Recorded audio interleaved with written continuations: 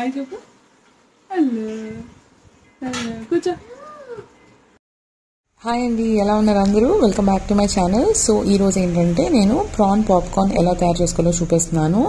So దానికోసం నేను ఇక్కడ 2 స్పూన్స్ రైస్ ఫ్లోర్ తీసుకున్నాను, అట్లాగే ఒక హాఫ్ స్పూన్ మైదా తీసుకున్నాను అండ్ 1 స్పూన్ శనగపిండి తీసుకున్నానండి. దాంట్లో కొద్దిగా పెప్పర్ పౌడర్, అలాగే కారంని బట్టి అనమాట. మెయిన్ ఇక్కడ కిడ్స్ కోసం చేస్తున్నాను కాబట్టి తక్కువ వేసాను.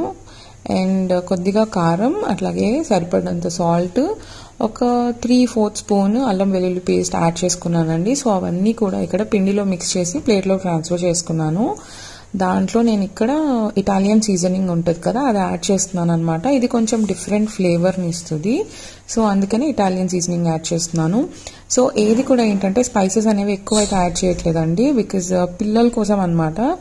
పిల్లలు ఇద్దరు చాలా ఇష్టంగా తింటారు పాప్కార్న్. నార్మల్గా కర్రీస్ చేస్తే ప్రాన్స్ అంత ఎక్కువ తినరు అనమాట. సో ఇదైతే కొంచెం స్నాక్ లాగా ఉంటుంది కదా, సో అట్లా చేస్తూ ఉంటాను. సో తర్వాత ఇక్కడ ఏంటంటే నేను ఆల్రెడీ డీవిన్ చేసుకొని వాష్ చేసి పెట్టుకున్నానండి ప్రాన్స్. సో ఎప్పుడైనా సరే డీవిన్ చేసుకోవడం చాలా ఇంపార్టెంట్ అనమాట, లేకపోతే అసలు అది హెల్దీ కాదనమాట. సో ఇక్కడైతే నేను డీవిన్ చేసి పెట్టేసుకున్నాను. సో ఇక్కడ నేను దీంట్లో కూడా చాలా తక్కువ సాల్ట్ యాడ్ చేస్తున్నానండి. ఇంతకుముందు నేను పౌడర్లో కూడా చాలా తక్కువ యాడ్ చేసుకున్నాను.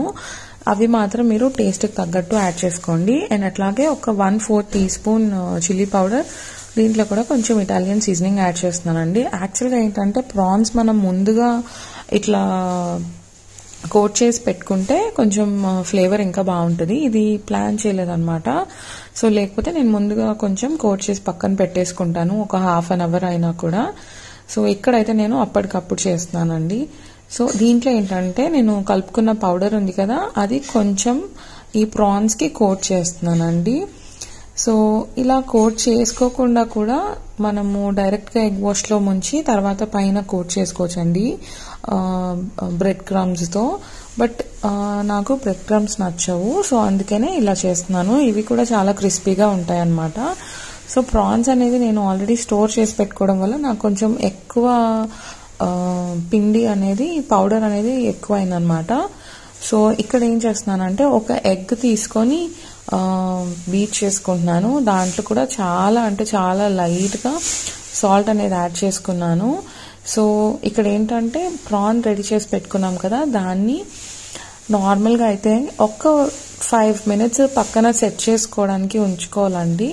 సో దాని తర్వాత తీసుకొని ఎగ్ వాష్లో ముంచి అండ్ ఇక్కడ కోట్ చేస్తున్నాను కదా పౌడర్లో, అలా కోట్ చేసి పక్కన పెట్టుకోవాలి. మీరు ఇలా పౌడర్ మీకు ఇష్టం లేదు అనుకుంటే బ్రెడ్ క్రమ్స్ అయినా కూడా చేసుకోవచ్చు. బ్రెడ్ క్రమ్స్లో కొన్ని చిల్లీ ఫ్లేక్స్ కలుపుకొని ఇలా ప్రాన్ని కోట్ చేసుకొని మనము డీప్ ఫ్రై చేసుకోవచ్చు. సో నేనైతే ఇక్కడ ఈ పౌడర్లోనే కోట్ చేస్తున్నానండి. బ్రెడ్ క్రమ్స్తో నాకు అంత టేస్ట్ పర్సనల్గా నచ్చదు ప్రాన్ది, సో అందుకని నేను ఇట్లాగే చేస్తాను. సో ఇక్కడ ఏంటంటే ఆయిల్ హీట్ చేసి పెట్టుకున్నాను. సో దాంట్లో నేను డీప్ ఫ్రై చేసేసుకుంటున్నానండి. అంతే, చాలా అంటే చాలా ఈజీ రెసిపీ. సో ప్రాన్స్ అనేది ఎక్కువసేపు ఫ్రై చేయకూడదండి, గట్టిగా అయిపోతాయి. సో ఏంటంటే మీడియం హీట్లో పెట్టుకొని కరెక్ట్గా ప్రాన్ సైజ్ బట్టి ఫ్రై చేసేసుకోవాలండి. కొంచెం ఫాస్ట్గానే తీసేసుకోవాలి. బట్ అట్లాగని కుక్ అయిందా లేదా అనేది మీరు 1-2 సార్లు చేస్తే మీకు అర్థమవుతుందండి, అంతే. బికాజ్ నేను కూడా ఏంటంటే చేయంగా నాకు వచ్చింది. సో ఆ టైం అనేది మనకు అలవాటు అయిపోతుంది అనమాట. సో అంతేనండి, ప్రాన్ పాప్కార్న్ అయితే రెడీ అయిపోయింది. పిల్లలు అయితే చాలా అంటే చాలా ఇష్టంగా తింటారు. సో ఐ హోప్ ఈ వీడియో మీకు నచ్చింది అనుకుంటున్నాను. Thank you so much for watching.